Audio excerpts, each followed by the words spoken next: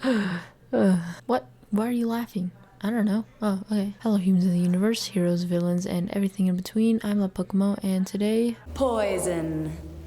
Poison Ivy. Pamela Lillian Isley, PhD. Wow, what a scary name, am I right? No, it's not. But it is important for one simple reason. It's not scary. It's the name of a scientist, a botanist, a calm soul who is trying to save the plants. Someone weak, complacent, young, and naive. But that all changed in a matter of minutes. Let me paint a picture for you. Also, just so everyone knows, I'm using her origin story post-crisis, so if you prefer the original, that's fine too. This is just probably the most universal one. So anyways, a young girl goes to college for botany. She was always neglected by her rich, distant parents, so she instantly falls for the affections of one Dr. Jason Woodrow. While working with the doctor, he injects her with poison. She almost dies, but due to the experiments, she goes crazy. She ends up in the hospital, then she goes to Gotham and does crime. Also, random side note, later in the video I'll be talking about Alec Holland as well, aka, Swamp Thing, but that doesn't matter right now. So there's a lot to talk about this character, but the background is important because it sets up her perspective, neglected child, and whatnot. But the biggest bit is the contrast before she becomes Ivy and after. Beforehand, she was this really shy girl who was very complacent, like I talked a bit about earlier, but after she's a badass poisonous lady who fights vigorously for what she believes in and is mad out there.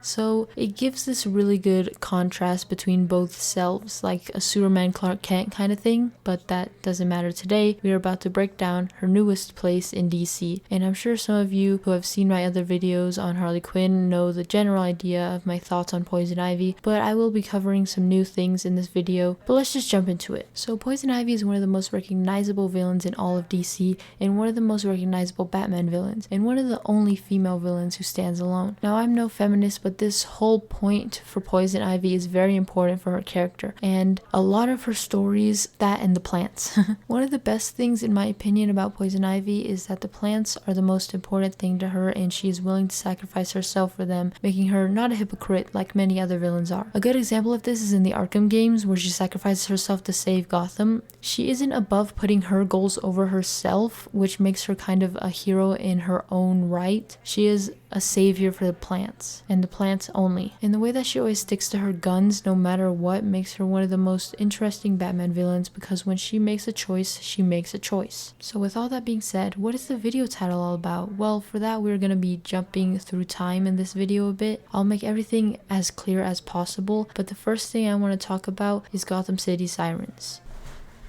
Hey, do you guys like my belt? Yep, that's what I thought. That's right, you don't get a choice.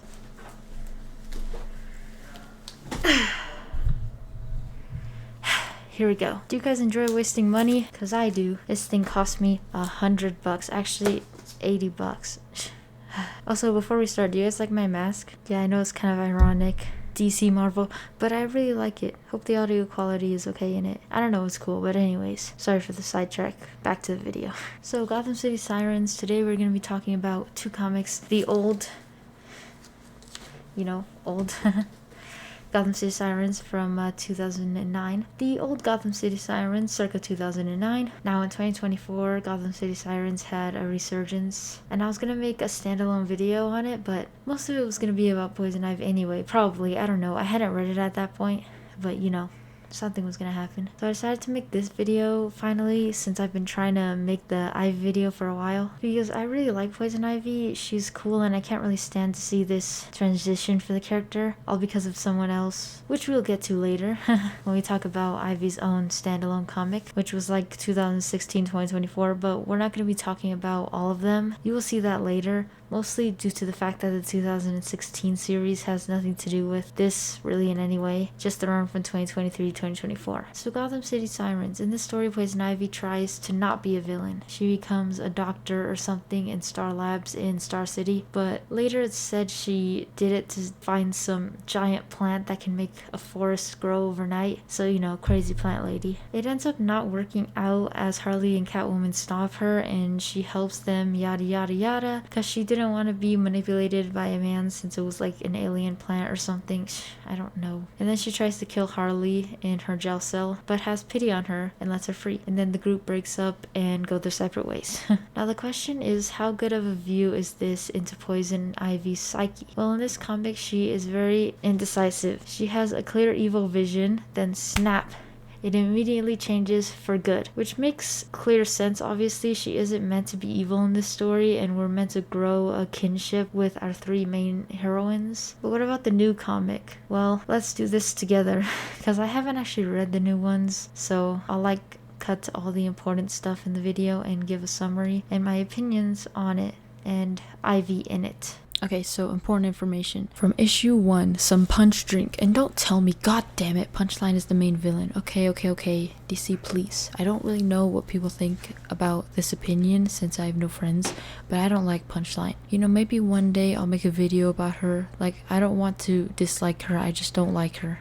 That sounds stupid. Anyways, issue 2. Okay, so we get more context in this issue, pretty much confirming that Harley and Ivy are a couple. And just so you little humans know, Catwoman seems to be a good guy, having already taken down an Exo Punch facility, which is the evil compound where they're making shady drinks or something. It's all very interesting, yada yada yada. But the thing about this issue that's actually important is that once again, Ivy is losing agency, and also worse at the same time, this is diminishing her and Harley's agency at the same time, since they're like one thing, but you know, Catwoman is still going strong, so there's something. And also, since they're like good guys here, they don't kill anyone in combat, so there's something to note. I know that the Sirens is a different thing, so all this complaining kind of means nothing, but I think it still kind of clicks into a serious problem. Issue 3. Hi, I'm Pip. Welcome to the Trigger Warning Game Compound, where we not only set the game,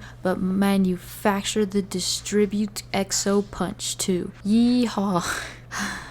Trigger Warning is the world's only first-person shooting game using living targets. But Pippi, you might be thinking, how is this possible? Isn't that murder? Yes it is, because we care about our players, and the only way to deliver a realistic game experience is to make it real. But don't worry, no one and nothing stays dead. The way it works is simple. Our energy juice blend, Exo Punch, contains nanotechnology along with our patented special sauce to get people addicted to the drink, all while prepping their bodies for our mind control. All around the Gotham County area, people have been getting addicted to Exo Punch and then self-reporting to our headquarters for processing. Once processed, people enter the game as shootable targets or controllable avatars, and the very same Exo Punch already inside them helps revive them when shot or return them to the compound for more extensive repairs. By leveraging addiction to Exo Punch against addiction to playing Trigger Warning, we've created a sustainable closed loop for consumers and real me avatars for you to play as and hunt. The more Exo Punch people drink, the more in-game prizes and loot boxes they receive, and the more they get addicted to the drink, allowing our specialized blend to make control of their bodies. And by keeping active players in the game to a minimum, we've cultivated an extremely competitive, exclusive atmosphere where the more you spend, the more you get, and so everyone knows you gotta pay to play. While all groundbreaking technology, our system is not without its hiccups, but we're constantly testing quality, assurance, and looking for ways to improve. That's all for me for now. We love to hear from you. Contact your local nasty boy for more information. So Ivy uses her plant power in this issue and it goes horribly wrong. Okay, next. Issue 4. Okay, so we finally get some action and they do kill people. They killed a bunch of billionaires, so this issue wasn't all too bad. Ivy got pissed that they were using a synthesized version of her pheromones to control people as usual, and they freed a bunch of robotic endangered animals. Anyways, I think they will make more Gotham City Sirens, so I'd like to check on that in the future, but